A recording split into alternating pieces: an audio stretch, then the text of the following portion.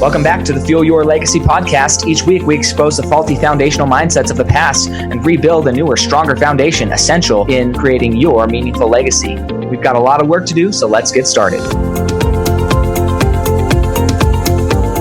As much as you like this podcast, I'm certain that you're going to love the book that I just released on Amazon, Fuel Your Legacy, The 9 Pillars to Build a Meaningful Legacy.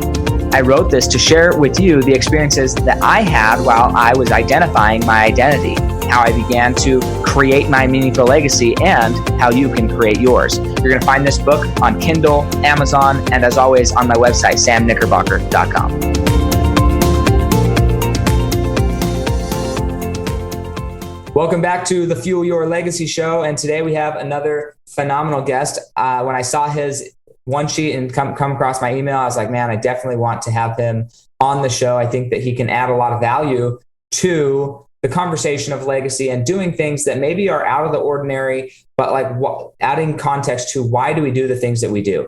And that's really what we're going to be focusing on with Bryce Henson today. And he's had tons of experience in the fitness industry. He's won multiple competitions, learned multiple languages, just done a lot of different things in his life that makes him a very well-rounded individual. But then he's also the CEO of Fit Body Bootcamp, and he's a fitness expert. His goal is to help other people, or one of his goals, I'm sure he has many, but one of his goals is to help other people, start to internalize this idea of becoming healthy, taking care of their body, and seeing what the maximum they can get out of it. And so that's why I was like, okay, well, why? Why is that his goal? Why does he care about people being fit and driving people to towards a healthier lifestyle? So Bryce, I'm excited to have you on here. Thank you for showing up on time. It's always a wonderful thing when people do that. Go ahead and share with us kind of your evolution, your story, your backstory of how you got to where you are and why are you so passionate about the mission that you're on today. Oh, I love that. Well, Sam, first and foremost, thank you so much for having me on the show. I love the ethos of Fuel Your Passion and Legacy. So while you read my rap sheet, which sounds impressive, very humbled at that. I'm a CEO of an international fitness franchise, 8-figure business that have a massive impact on the world. Specifically, we're based in North America. But while that all is true, my story didn't start there. I actually come from very humble beginnings for first world standards. You and I were kind of chatting offline before we hit record, and at least high level, very similar. And the reason I share that with you is because I came from a broken home. I grew up, my first house was a trailer park in the suburbs of Atlanta, Georgia, over 35 years ago. And primarily the reason that we suffered and was challenging situations because my father was a drug addict. He was addicted to alcohol and he was also addicted to gambling. The trifecta, not necessarily conducive for a good family upbringing. And by the grace of God, my mom escaped that situation with her 3 kids, my 2 siblings, and got us into a much better situation. Although, with my mom living on minimum wage and having a secretary's role, even in the state of Michigan, which is very cost, not prohibitive like it is in Southern California where I live now. When you're making minimum wage and you have 3 kids, we used to run out of money before we used to run out of month. So it was a very challenging and stressful situation. And I think that I probably yearned for, solid foundation and stability, financial literacy growing up. So I think our paths, very similar from that perspective. But I learned a lot in that process, going through the challenge and the challenge and obstacles, if you will, led to triumph. I saw my mom's work ethic and her, taking personal responsibility for herself and her family. And that really, really showed up and made a big impression on me as I grew up, and was able to put myself through college, through a series of 17 odd jobs starting at the age of 12.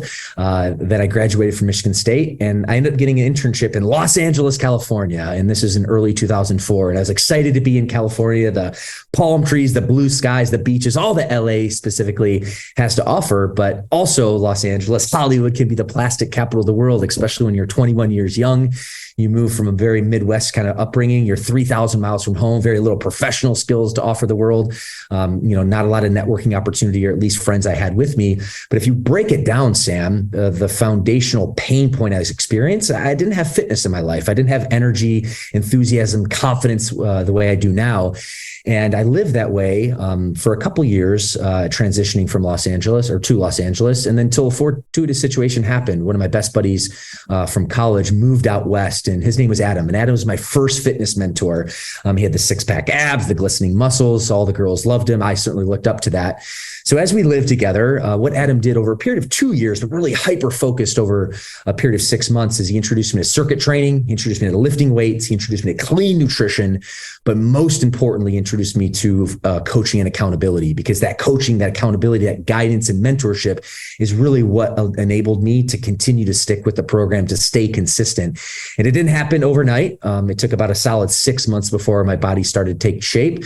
But I dropped 20 pounds of body fat. I put 20 pounds of lean muscle on. But most importantly, why I'm so passionate about fitness is because it does way more than just changing someone's aesthetic look. It changes someone from a foundational perspective. It changes lives. It gave me a breath of confidence and, I guess, self-esteem and vibrancy to live life on life's terms. And that was something that I was missing, I think, for a while. So that really was the catalyst, if you will, to really open my doors and my eyes to the opportunity of, okay, maybe I can, give the gift of fitness back to other people. And one thing I didn't mention in that particular, transformational story, I was in the sales industry at the time, and I was the least performing sales rep in my company. And I gravitated all the way to the highest sales rep in my company within 12 months. And there was only one thing that changed, and that thing that changed was my fitness. So I really look at that as the foundation of a happy and healthy life. Do I think someone's fitness is their whole life? No, but it's the foundation. Without a strong foundation, it's really, really hard to live a very fulfilled and happy life. So this all to say, after I went through that transformation, I got inspired, and I did the most logical thing I could do is I enrolled myself in a certified personal training coursework through National Academy of Sports Medicine. I, became a certified personal trainer, started training clients in the nights and weekends. And this is actually where I started my professional career and got introduced to Fit Body. I think I updated my Facebook profile to personal trainer, and I started receiving ads from this gentleman named Bedros Keuilian, who's the founder of Fit Body Bootcamp. And while I'm the CEO, I'm not the founder. I'm one of his first franchise partners, but he's been an incredible friend, mentor, and now business partner. So I started learning a little bit about fitness and how to launch a business and grow a business and get clients better results. And he started talking about this little thing called Fit Body Bootcamp, which is a licensee program transferring into a franchise system. And the period of my transformation was in 2007.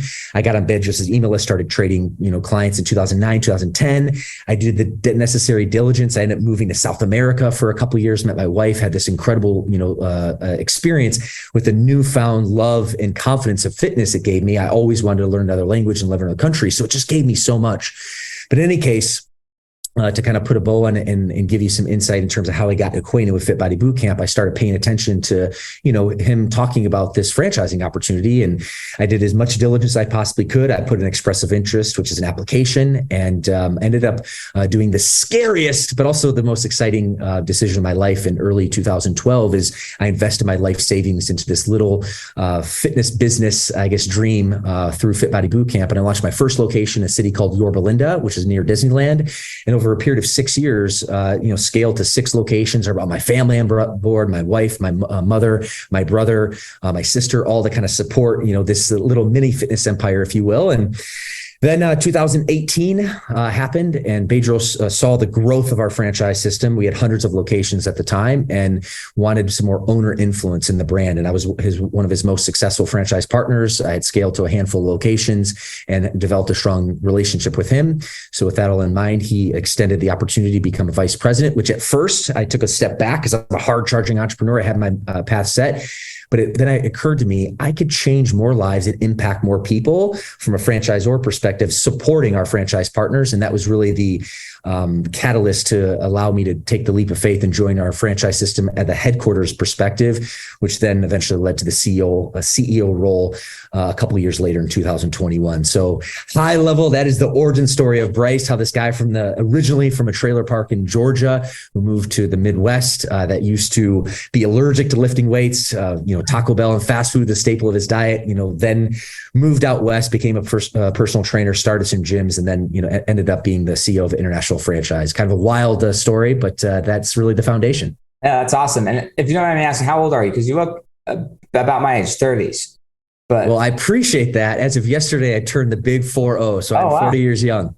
Nice. Well, you do. You look young. On my little app that I test my body with, it says I'm 28. So good on you. I'm trying to get back to 16. That's how I feel like in my head. I don't know if I'll ever get there.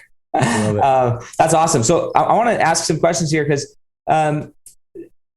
it's fascinating when I hear of I was on a podcast earlier with another person, and she said, I thought I grew up in a dysfunctional family, and then I found out it was just a normal family, And I think that as children, we often think that.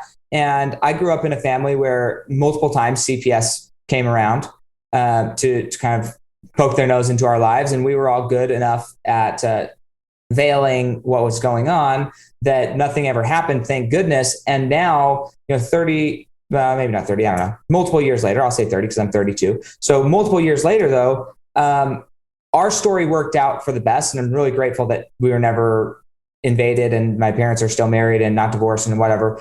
But not everybody changes. Not everybody has a happy ending to that story. And sometimes, as you stated, like sometimes the separation is the best option. And sometimes we don't know it's the best option. Or that maybe there was a better option than staying together until it's the end. And sometimes people stick it out and then they should have got divorced like years and years and years ago. So there's this kind of interesting thing there, but kind of going through that, although we both kind of maybe went through similar dysfunction in our childhood, there was a different result of that, right? Your mom chose to kind of leave and protect you. And I stayed in that situation, and ours turned out happy. Yours turned out positive, sounds like. So both were happy endings. But I'm curious, what did you learn about being a man from that experience? Because how old were you when this whole separation happened and the move and everything? I was a little dude. I was 8 years old, so it was very young in the grand scheme of things. Well, very young, but this is what I want to highlight. Most of our identity, unless we intentionally change it later, most of our identity is fully programmed by 8 years old. So it feels young, but from a psychological perspective, from a neuropsychological perspective, most of the identities about who we are were chosen by 8. We've decided who we're going to be. The rest of our life is reinforcement of those identities we've accepted. And so that's kind of why I'm intrigued, because I figured you were younger. And there's a lot of people in their life who are, I'm going to use the word suffering from their actions on a day-to-day basis. Maybe it's you allergic to lifting weights, allergic to these things, allergic to accountability, allergic to being coached, being mentored, being told what to do, sticking to something strict, having clear boundaries, respecting all of that. But I wonder how much of that was kind of learned by osmosis as a child that then you had to go and correct or change later. Well, it's interesting that you say that. And, given your background, Sam, that you have that neuro, background. So you have a better understanding how the brain works and developed, even from my lens. But one thing you said really struck me, that by the time you're 8 years old, your kind of identity is already programmed. And one thing that I remember, since you asked the question, looking back, I remember at 8 years old, even before then, always feeling like this debt of responsibility, this burden of responsibility, which in hindsight has made me, a strong leader because I feel the burden of my people, my team, my clients. And I did that, at a young age, even with my mom, but specifically with my siblings. I remember very specifically feeling like, okay, like I'm the older brother. I need to step up. I need to figure out, okay, how I can help and support my mom, support my siblings. And I think that took that mentality all the way through me. Up until this conversation, I just kind of assumed that was factory installer. That was maybe like a decision I made in the moment because of the chaos. But, to your point, maybe that was like developed even at a very young age. But I do know that was a very shining moment of me, of, understanding the chaos that was going through and realizing, okay, we could do one of two things. We can go down a bad path and we can complain and we can cry and we can play the victim card, or we can look for the solutions. We can take accountability and try to look out for my siblings as best I possibly could and be there to support my mom as she was supporting the family. So yeah, if you can bring us to that moment, like, I don't know if you remember the specifics of like, where you, I know for me, I had a very coming to myself moment, just like you, like you're describing. I'll describe mine. But I wonder how much specificity you could get into, like, where were you? Because for me, I grew up in a house where you didn't know if your parents were going to be happy or sad that day, and if they were going to be abusive or not abusive that day. And so for me, I took it upon myself to, hey, I'm going to become the enforcer. I'm going to become the person who makes sure everything gets done. That way, none of us get beat, right? But in doing that, my only real evidence of leadership was my abuser, right? And so I ended up kind of embodying that type of leadership to protect my siblings, but then I was doing the same thing. that my mom was doing to us. So it didn't really make sense. It made sense to me because I felt like I was standing up, taking some accountability, making sure that everything got done. But from my siblings' perspective, they felt like I just stepped into the role of the abuser. Right. And it wasn't until my brother came home from college and he heard me arguing with one of my older brothers, who was just older than me, about something stupid, right? Because power had kind of gotten to my head. And I said, no, I'm in charge. I'm going to sleep on your bed tonight. And so I was wrestling him out of his bed so I could sleep on his bed. It's a silly thing that was happening. But my brother came in, he wrestled me down to the ground. My older brother was home from college. And, he held me down on the ground to the point that I couldn't move. I was physically restricted. I remember, the carpet was blue. Danita, my little sister, was there. My brother, who had been rescued by my older brother, was there.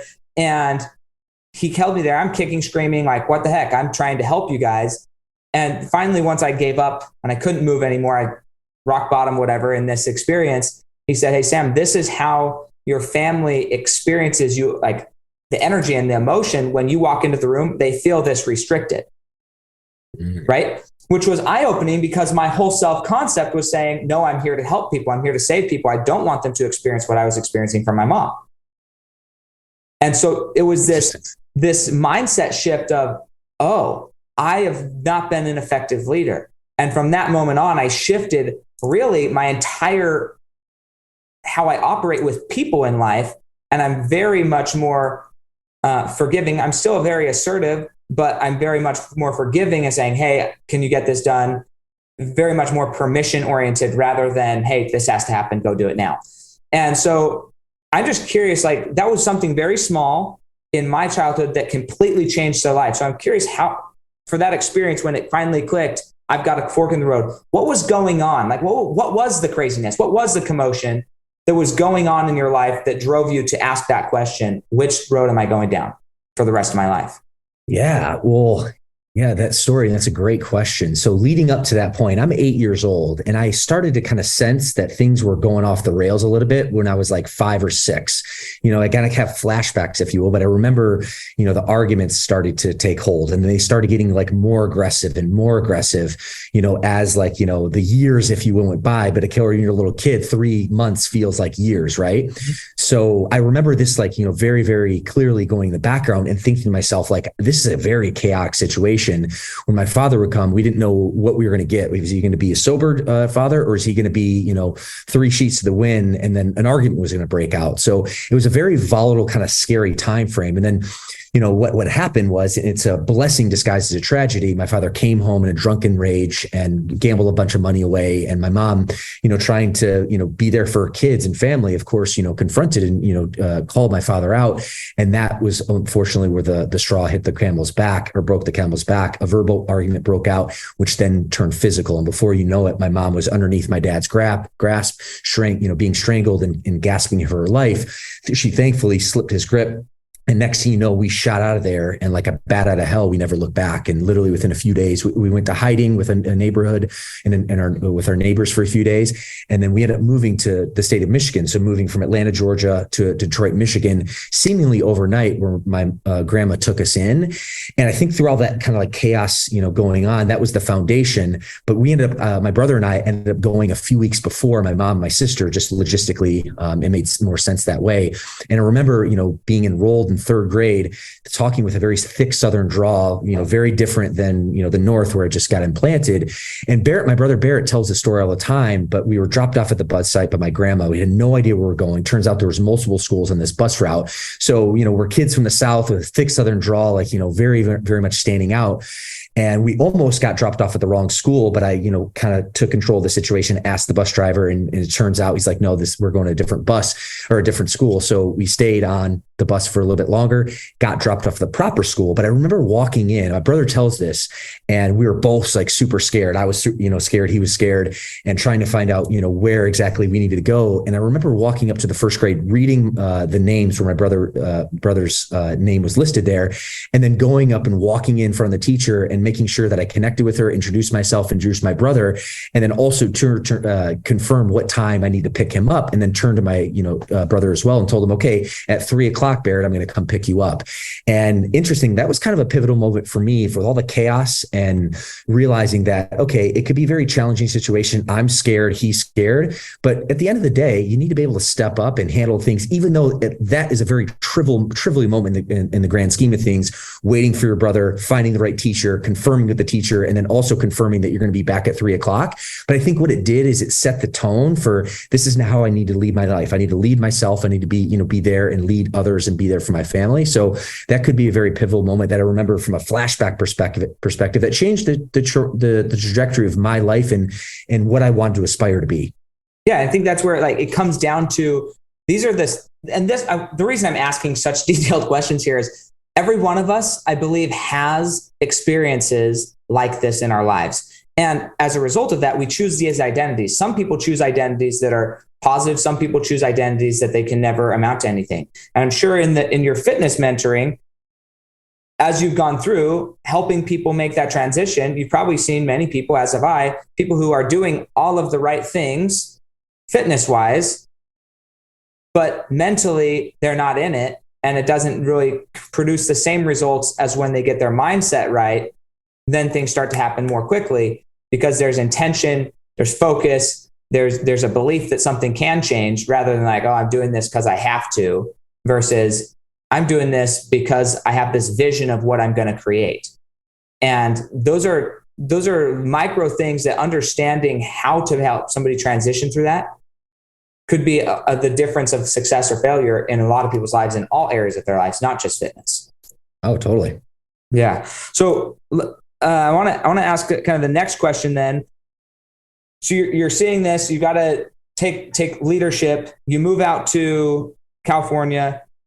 Did you have any other like sales mentors or anybody else in California before your friend is Adam, right? Adam, yep. Adam. Before he comes out there, was he your friend before he moved out there, or did he just move out there and you became friends?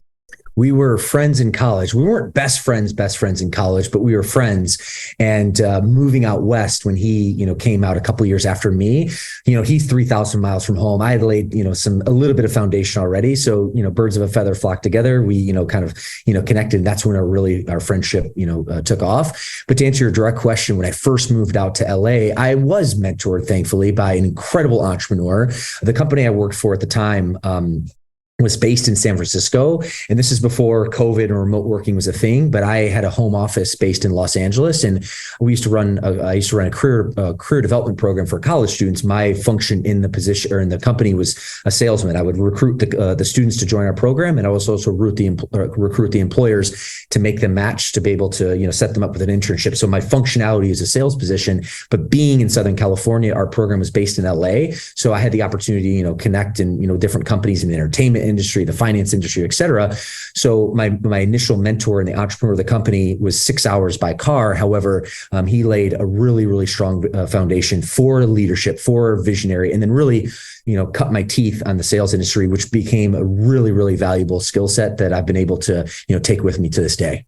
Sure. And so what I want to, and thank you for that, to kind of set this next question up. So you see this, your friend being a loose term, birds of a feather flock together.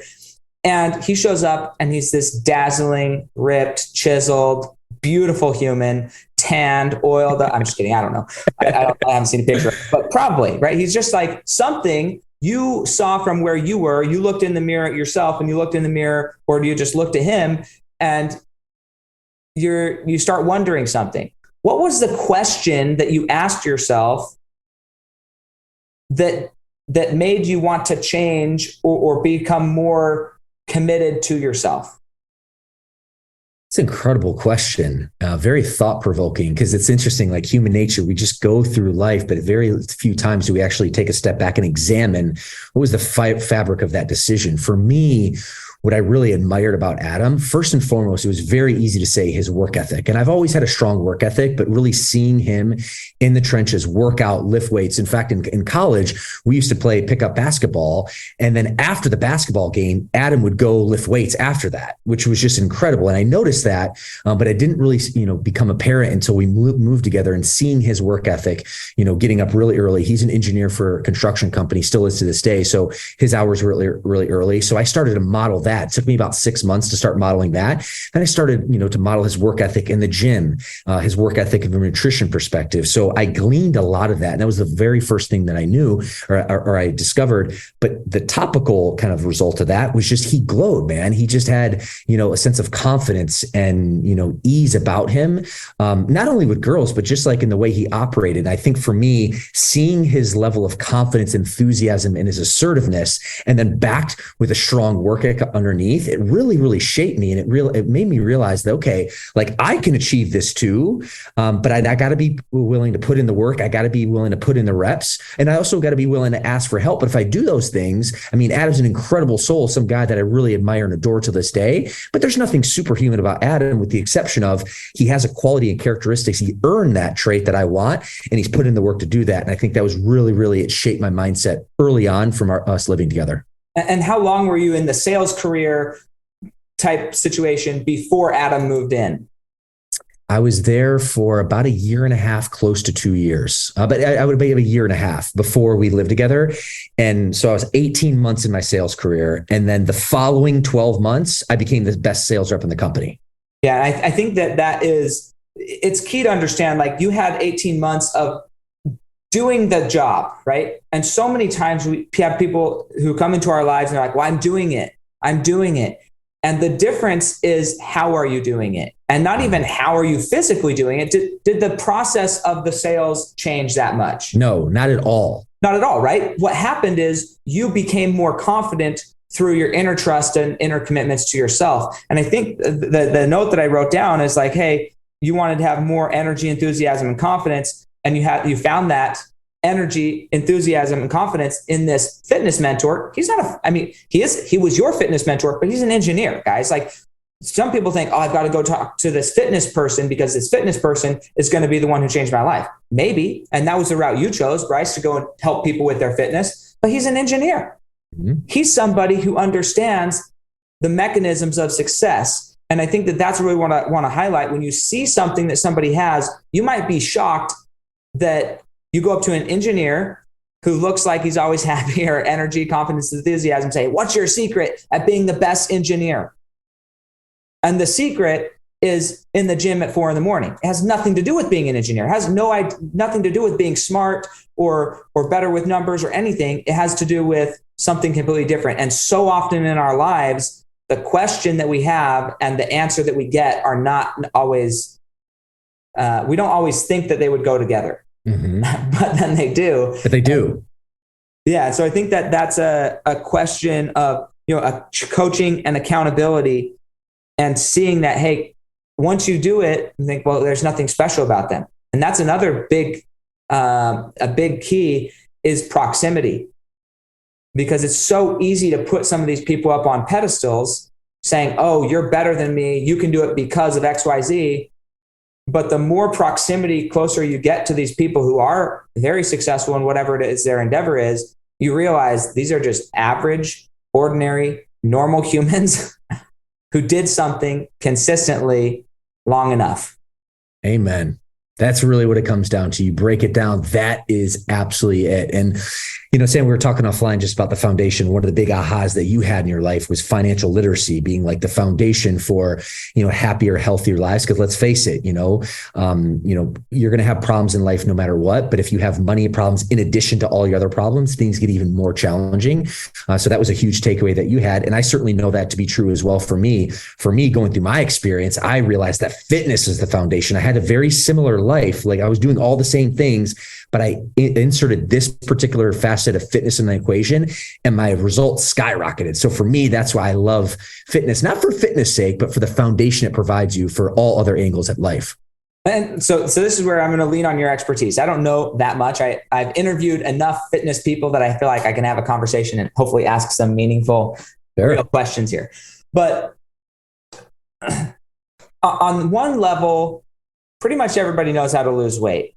If you ask them, do you know how to lose weight? I was just at a conference. I asked this, like, yeah, you eat less, you drink more water, not drinking other things, drink more water, and you move more. And pretty much you can lose weight. Like, that's not difficult. But something that's really fascinating about becoming a competitor in the sport of bodybuilding, but even just somebody who cares enough to be intentional about what they look like, you do end up having to be very meticulous about sculpting your body. And I've seen people go from like one body structure and they say, well, I want to look like this other here. And within 6 months to a year, they've completely like changed all their muscle structure. So they look completely different almost, because they understand the meticulous nature of doing it. And I think there's a lot of people who play fitness and also play life. And it's not until they are willing to get into the details, the macros or the micros, and how much proteins, how much of each exercise to build, which muscle that you didn't even know you had, because it's like buried between 3 other muscles, but the right person knows how to like move their arm and twist their arm just right so that one muscle gets seen. I mean, that's insane what people can do with their bodies that most people have no idea is even possible. And so I'm curious, what was the level of intensity of tracking your fitness activity, your food, your macros, micros? Because I think that a level of detail is applicable in all of our lives if we want to be successful. So go through the process from a fitness perspective of how detailed you had to be when you ultimately wanted to get a professional at this.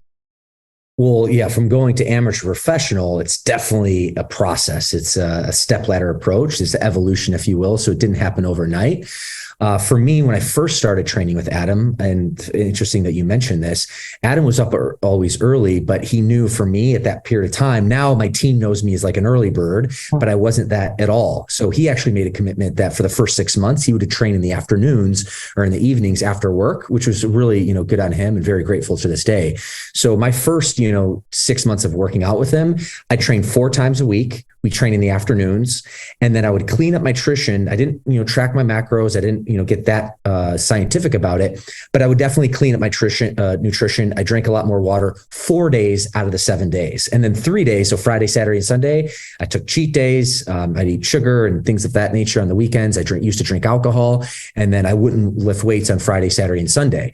Now I was 21, 22 at the time. So even that incremental shift from, putting away or stopping eating fast food for 4 days of the week and then starting moving and then starting drinking water, even that shift gave me a result, which is great. And I always like to say consistency compounds. So that was like the first stage of my transformation. And then once I started building that muscle, I was like, oh, shoot, why don't we then, the latter half of the first year, I started incorporating a 5th day at the gym. So then I'd go Monday through Friday and then, stop fast food 5 days of the week instead of 4 days of the week. So again, making an incremental improvement. And then about a year later, I realized, Adam wanted to revert back to the earlier schedule. And then I realized if I got up early and I trained with him, then it would give me so much energy and enthusiasm to attack the day that I made the shift in year 2 to only start working out in the mornings. And then later that year, I started adding a 6th day at the gym. So I share this with you just so you can see that, if you're listening to this, and whether it's fitness, whether it's business, whatever skill that you're trying to acquire, it's important to do enough work at first to blast through the inertia. Because if I just started doing like 1 day a week, and I, still ate fast food 6 or 7 days out of the week, I probably wouldn't have done enough to get a result. So I think there's something to be said about you need to be able to create some momentum to get that first level result. But then in the famous words of Tony Robbins, motivation equals success. So if you are start gaining traction in terms of, let me rephrase that. Progress equals motivation was the quote that I was using. And once you start getting a little bit of progress, then you will intrinsically become more motivated. And that's a classic example for me. I made the commitment, started training 4 days a week with a mentor, and I started seeing some success, just enough so I could blast through the momentum and the inertia. And then from there, I started seeing progress, and that increased my internal motivation, where then I started adding on. So then you take that over a period of a decade, and now my fitness regimen, I'm a super dialed in guy. Like I train 7 days a week. I'm not crushing 3 hour workouts on a daily basis, but I'm getting my 40-minute circuits in, making sure I track my macros. So it's definitely been an evolution, and I think that's a really great analogy for whatever you're trying to whatever skill set you're trying to acquire in life. Yeah, I love it. The mention of like, you have to do enough inertia just to get the ball rolling. So many people come in, I'm just going to do a little bit. I'm going to dip my toe in and see if this works. It will never work, right? No. You have to do enough to get the ball rolling. And once the ball is rolling, it gets exciting and you want to do more. It's not like, oh, you mean you work 7 days a week, or you work 6 days a week, or you don't eat sugar anymore. And you're like, I don't want to.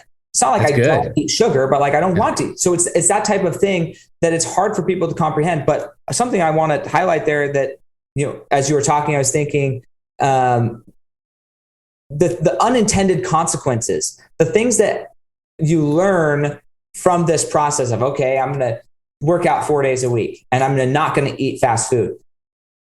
Maybe something that's unintended that also is really powerful is both the statement of what I am doing, even if it's about fitness, or it's about, hey, I'm going to read my business plan, or I'm going to read affirmations every morning, or whatever. Like, I'm going to do this, and then you do it. So that's one side of it. The other side of it is, you mentioned you used to drink and then you stopped drinking. Mm-hmm. When you change your life, I say drastically like this, but over time, you get put in situations where you get the opportunity to say no to people. And you learn what a hard no is and what a hard yes is for yourself, and how that feels inside your body. And anytime you make a change, when you say, I'm not going to do that anymore, all of your friends, everybody still believes that you do that.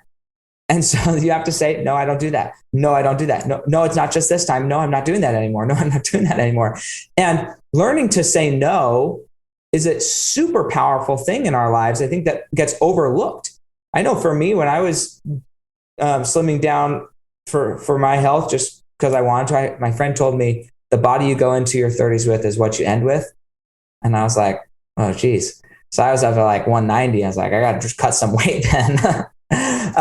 But like this thing, like, okay, once you decide, hey, I'm not eating sugar anymore, it's hard for like the first 2 weeks. But then once you've told everybody that you don't eat sugar anymore, then it stops coming up. Mm-hmm. Right? You have to stop doing that. But I think the power of learning to say no, like, how did that translate? Learning how to say no to some things and yes to other things. How did that translate into your sales career of understanding what's a real no and what's a real flimsy, if I keep pushing, they're not solid on that no?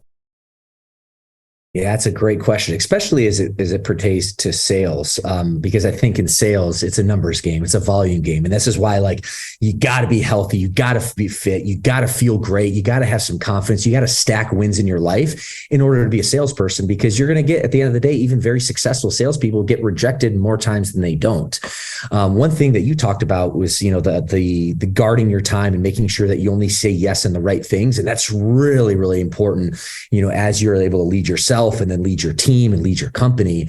I always look at it from the perspective that no matter what, you're saying a yes and a no in both responses. So if you say, yes, I'm going to go to the gym today, what you're saying is, no, I'm not going to be lazy. I'm not going to eat bad food. So at the end of the day, there's an opposite no on the back end. If you say, yes, I'll take the interview. Yes, you'll take the time, or yes, we'll go to coffee. At the end of the day, you're saying no to maybe something else that was actually priority.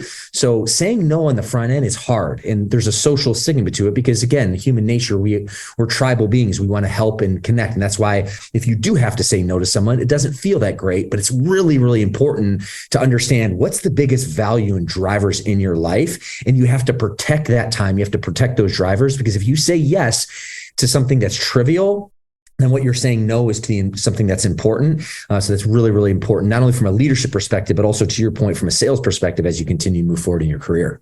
Well, and I would say that sales is leadership. You're leading those individuals to do better. I mean, I have 3 kids now, a 6-year-old, 4-year-old, and a baby. And congrats. Yeah, thanks. It's a blast. But it's been interesting as I've been improving my leadership skills and my business side, and I've been going to more leadership conferences and really trying to level up my mindset and how I operate on that side of the equation. Simultaneously, my kids are getting older, so I'm able to have a better conversation with them and actually reason with a 6-year-old, which is, it's not always the easiest, but it's a lot easier than reasoning with a 2-year-old. Okay. Sure. And so I'm getting this, and my kids are being more, I'm enjoying my children more as I'm able to really see some of that programming starting to kick in. Some of that, hey, we went through this a lot when we were kids. now that program is kicking in and they're making good choices. We were at a restaurant the other day, and earlier in the day, we had a conversation with my child about protecting his younger brother, making sure that he's okay, because we were a bunch of cousins and there's mayhem, all the kids fighting. So we're like, hey, you need to protect, you're the older brother. You are responsible for him. Well, then the lights go out in this restaurant. Why? And they were just like, it's normal. It's the weirdest thing. But lights go out, no windows in the restaurant. And so the first thing he did was he came over to us and said, hey, where's Quincy? I want to make sure somebody's with Quincy. And he's 6 years old. His little brother's 4. But it's like, that's the training that kicks in. It's like, hey, you are responsible for your siblings, right? Maybe not all the time, but like you need to start thinking that that's your responsibility, and not just your siblings. We start with the siblings, but you're responsible for other people. You need to be protector. You need to be making sure that you are aware of how other people are feeling and being cared about and not being mistreated. And those lessons start and ripple out. But I think that as I've learned leadership skills and sales skills, it's very fascinating to be applying them into my own family and into my own children and seeing how that translates. And I think that the leadership or the sales skills, you're leading your client or your whoever into success for them, right? An ethical salesperson is going to identify what's going to be best for this person and then gradually walk them through the process so that they believe it's best for them as well. Because most people don't believe, they know intellectually that working out is best for them, but it's not like in their soul that they believe that I should get up and exercise instead of watch Netflix. Like to take that action, there's an extra level of belief that there's a way better positive on the other end of it. So I'm curious, how do you help lead your clients now? Because now you're the CEO, so I don't know how much like individual mentorship and coaching you're doing to actual fitness clients versus not as much anymore, for sure. Yeah, but now your client is a franchise owner. Now your client is, and it's the same process. So talk to me about how like you use what you learned in either sales or in fitness to now turn around and mentor the mentalities and the thought processes of these people that you're leading. Oh man, incredible question. And I want to dive in before I answer that, just to actually really emphatically agree with you in the sense of leadership is sales, sales is leadership. I look at it as underneath the category of influence. That's really what it comes down to. When you think of, at least from a business context, from a sales role, you think of someone selling a product or a service. That's what I did for a long period of time. When I transitioned to a leadership role, I was still selling, but I was selling an idea or a vision. Really at the end of the day, still very much influence focused, but selling two different things, but they're very, very much intertwined. For me, from a leadership lens, and this, I don't know if it sounds cliche, it's not followed nearly enough what it needs to be. But the biggest secret for my success from a leadership lens is just my ability to have moral authority, meaning I walk my own talk. And that's honestly, if you were to boil down my ability to influence my franchise partners and then through them, their clients, it's just I do what I say I'm going to do, and I lead the life. I live the life that I want my other franchise partners and clients as well. So I'm at the gym early. I'm working out daily. I still have one location. I end up scaling to 5 locations. I think I shared with you earlier. I still have one location underneath my ownership. My wife primarily runs that gym. So I still have a little bit more connection from a client perspective, from an experience perspective, than I would if I was a CEO in Ivory Tower, as an example, that was really, really disconnected.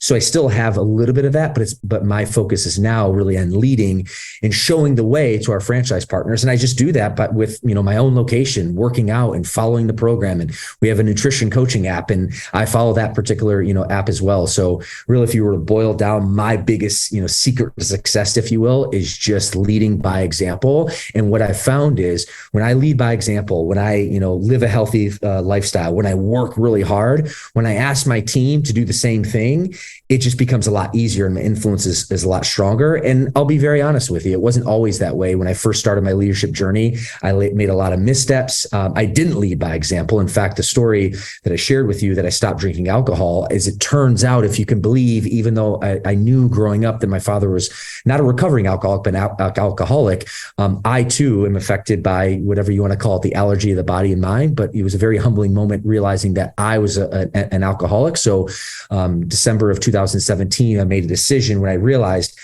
I was not leading by example in that particular category. I decided, I need to put my hand up. I need to get some help and I need to lead myself better.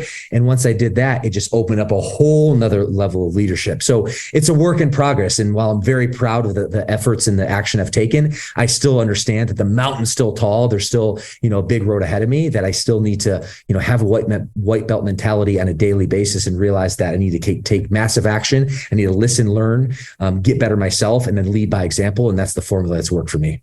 Yeah, I love it. Hey, thank you so much. I'm curious if somebody wanted to learn more about either maybe starting a franchise or just learn more about the Fit Body Bootcamp philosophy and get engaged with your team, where would they go? What's the best way to reach out to you or to somebody who can help them with that? Well, I appreciate that, Sam. Being in the podcast platform, the best way would be to check out my podcast, the Fitness CEO Podcast. That's the Fitness CEO Podcast. I do most of my my shows are just solo shows where I'm teaching about mindset. I'm teaching about business growth. I'm teaching about health and nutrition. It's really a personal growth podcast wrapped up, to be able to provide some frameworks for a global clientele, but specifically focused at franchise partners or new coming franchise partners. So the Fitness CEO Podcast would be the best way to check me out. Awesome. And you have social media handles, I presume, a bunch of them there? Yeah, they all across all the platforms from Facebook to Instagram to LinkedIn is Real Bryce Henson, not to be confused with fake Bryce Henson. So that's where you can find me on social. Is there a fake Bryce Henson out there of you? There's a couple. Oh, okay. There's a couple. That's funny. I've only had 2 fake accounts made of me so far. I guess I'm not a big enough yet, but it is funny when they come up at you. I had like some random person from another country. I mean, I think he was from France or somewhere over there. And he called me and I was like, whatever, like you get all these spam calls, so you never know if you should answer them. But I was like, that time I was like, whatever, I'll answer it. I don't get that many calls from out of the country. So I answered and he's like, hey, are you Sam Knickerbocker? I was like, yes. He's like, hi, I'm a recruiter for some engineering firm or chemical engineer or something. And I thought you should know that somebody's ripped off your LinkedIn profile. Ooh. And I was like, what?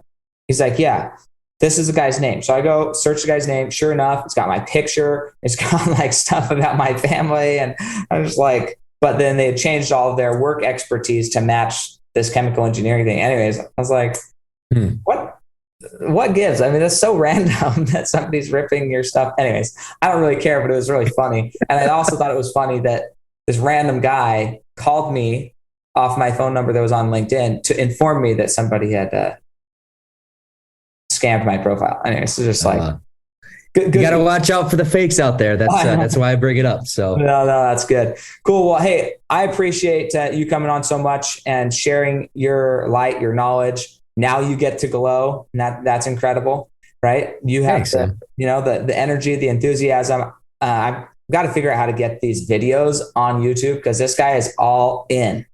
Talking with his hands, his face, he's all in. And we need more people like that who are all into what they're doing. I was on a call last night after a really long day, and I was slumping in my chair. I was like barely able to keep my eyes open for this last call, but I'm trying to convey the importance of how I can help this person. And thankfully Zoom, you always can see yourself in Zoom.